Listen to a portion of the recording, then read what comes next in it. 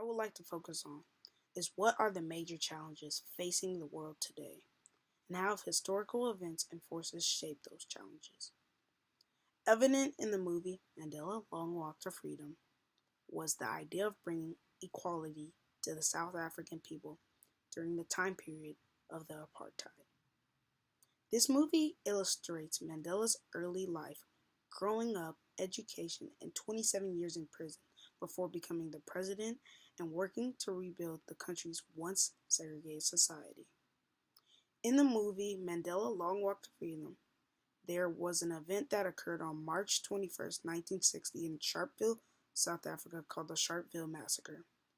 The Pan African Congress, also known as the PAC, led by Robert Sobukwe, created a campaign against the pass system. Africans were to leave their passbooks at home and peacefully protest at police stations. The Sharpeville Massacre was an example of a peaceful protest against past laws designated to segregate the population between black Africans and white Africans, manage urbanization, and allocate migrant labor.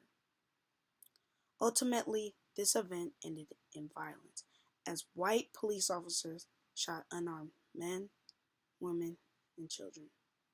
A total of 69 people were killed and 186 were injured. This moment was an essential part of the Black African movement to end an apartheid. This happened almost 60 years ago and is still prevalent in today's society.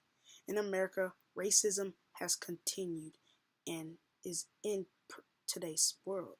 On June 17th in Charleston, South Carolina, a real tragedy happened called the Charleston Church shooting, also known as the Charleston Church Massacre. A 21-year-old white supremacist by the name of Dylan Roof shot and killed 9 people and wounded 3 people. His intentions was to start a race war between blacks and whites in America. Before the shooting, there are photos of the shooter with emblems of white supremacy and the Confederate flag trying to express racial hatred towards blacks. This example shows that racial tensions are still relevant in today's world as it was back in the 60s.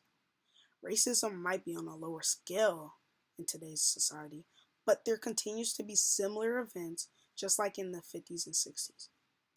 As some progress has been made towards racism, we still have a long way to go. So my second question I want to answer is, so what? Why does this film and the representation or misrepresentation of the time period matter today? The film shows the importance of Nelson Mandela and his colleagues standing up against the South African apartheid government. I think this film accurately represents what happened in the South African movement during the late 1940s through the mid-1990s of the apartheid rule. The film is a great representation of the time period as it shows different events of black South Africans persisting. There's a large contrast between then and now. For example, today there is no laws to segregate blacks from whites, but colored people still to this day go through lots of hate as they did back then. As I said, we go through similar situations of racism in the world today, with some progress since then. Although today's society does not have laws to segregate and prohibit people of their rights, people still suffer from discrimination because of the color of their skin. This film expresses how hard the black Africans had to confront discrimination and how to persevere in spite of setbacks.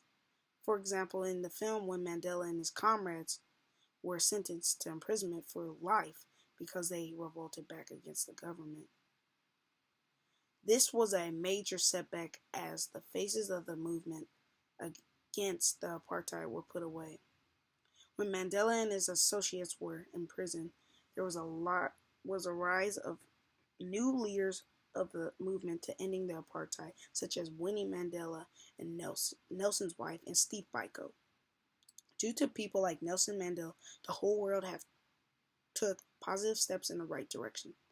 Without Nelson Mandela and his associates standing up to the government, the world would look really different. People continued to stay strong through the hardships and found a way to persevere. Thank you.